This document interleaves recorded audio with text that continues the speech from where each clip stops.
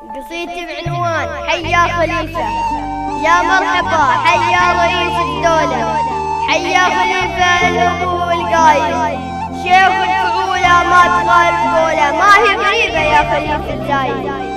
أبوك قبلك صاد قاتل ميولة، وحد القبايل والتوحيد بايد.